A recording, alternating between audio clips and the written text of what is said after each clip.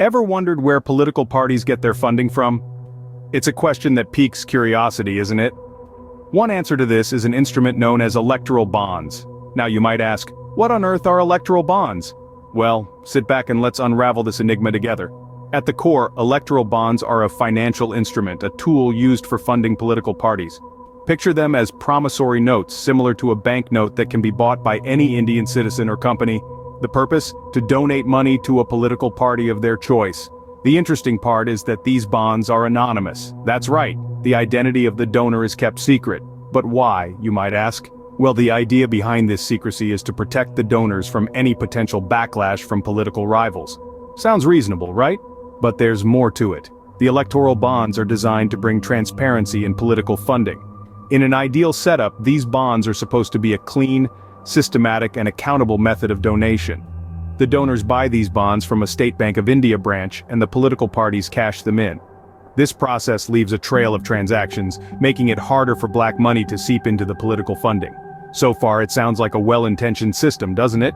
A financial instrument aimed at ensuring transparency, keeping the donors safe, and making sure that the political parties are held accountable for their funding. It seems like a win-win situation for everyone involved.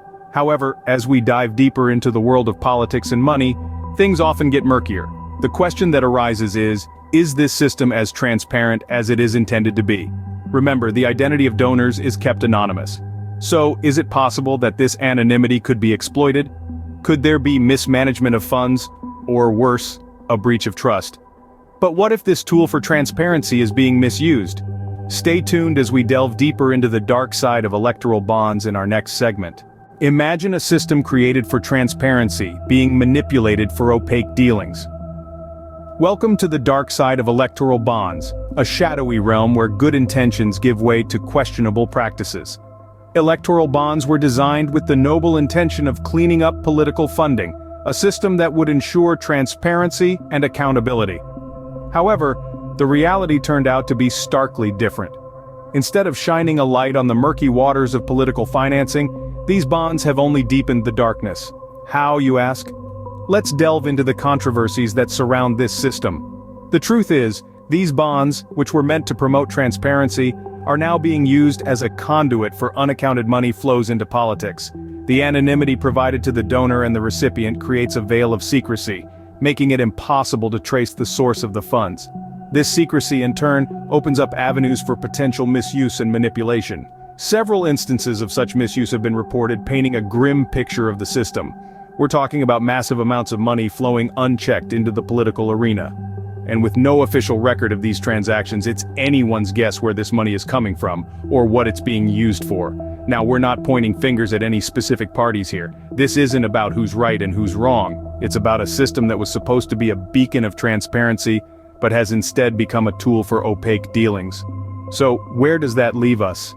If electoral bonds, the very instruments designed to clean up political funding, are being misused in such a manner, then it begs the question, who is this system really benefiting? Is it the political parties, the donors, or the common man who is left in the dark about where his vote is being funded from? The question then arises, who benefits from such a system? How would you feel if you knew that your health could be influenced by political funding? Now that's a question to ponder upon. As we delve deeper into the world of electoral bonds, we find a surprising player on the field, the pharmaceutical industry. This industry is a cornerstone of our healthcare system, developing and producing the medicines that keep us healthy. But what happens when these pharmaceutical companies start buying electoral bonds? What are the implications of such a move? The answer is not as simple as one might think. On the surface, it may seem like a straightforward transaction. A company buys a bond, the money goes towards funding a political party. But let's look a little deeper. When a pharmaceutical company invests in electoral bonds, it's not merely a financial transaction. It could be a strategic move, a calculated play. These companies could be hoping that their financial support will lead to favorable policies or regulations, policies that might benefit their bottom line but not necessarily the public health. Consider this scenario. A pharmaceutical company funds a political party through electoral bonds. The party comes to power and enacts policies that favor the company, perhaps easing regulations or fast-tracking approvals for certain drugs. This might lead to higher profits for the company, but what about the quality of drugs reaching the market? Could this potentially compromise public health? And what about the price of medicine? Could these pharma-backed political parties turn a blind eye to price hikes, making essential medicines unaffordable for many? It's a chilling thought, isn't it? The very medicines that are supposed to heal us could potentially be influenced by a complex web of political funding and corporate interests. But the most unsettling part is, we might not even know it's happening. The anonymity of electoral bonds means we don't know who's funding whom. We're left in the dark, unsure of who holds the strings to our health. So, are we unknowingly paying for our own health compromises? It's a question we should all be asking, because when it comes to our health, we deserve nothing less than transparency and accountability. Can the very institutions that are supposed to protect us betray us? It's a question that sends chills down our spine. As we delve into the role of the government and the Reserve Bank of India, or RBI, in the Electoral Bonds Scheme, this question becomes increasingly relevant. The government, the guardian of our democracy, and the RBI, the watchdog of our economy, both play pivotal roles in the implementation of any financial scheme in the country. The Electoral Bonds Scheme was no exception.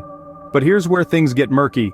When the Electoral Bonds Scheme was proposed, the RBI expressed concerns. The premier institution highlighted potential risks such as money laundering and the inflow of foreign funds, which could adversely affect the economy. The RBI recommended a thorough review of the scheme before its implementation. However, the government, in its wisdom or lack thereof, chose to ignore these concerns. The motives, you may ask? Well, that's a million-dollar question. Despite the RBI's apprehensions, the government went ahead with the scheme, effectively opening a Pandora's box of potential financial misdemeanors. This raises a critical question. Why would the government ignore warnings from the very institution tasked with maintaining the country's economic stability? Was it an oversight, a calculated risk, or something more sinister? Alas, only the corridors of power hold the answer to that. What we do know is that the government's decision to proceed with the Electoral Bonds Scheme, despite the RBI's concerns, has opened the floodgates for a deluge of unanswered questions and unaddressed concerns. In the grand scheme of things, it forces us to question the very fabric of our democracy.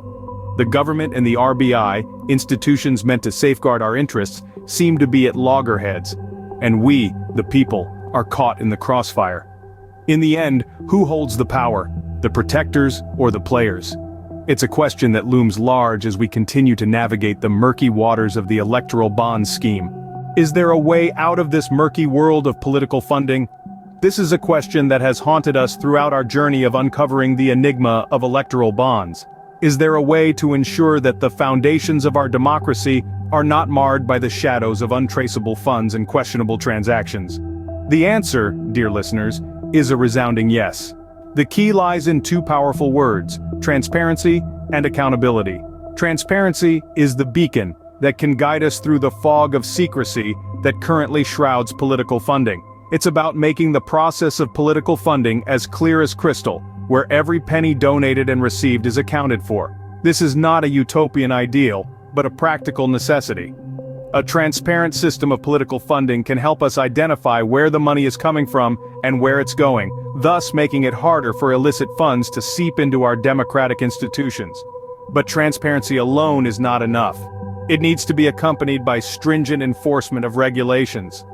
Our regulatory bodies need to be empowered and willing to crack down on any deviations from the rules.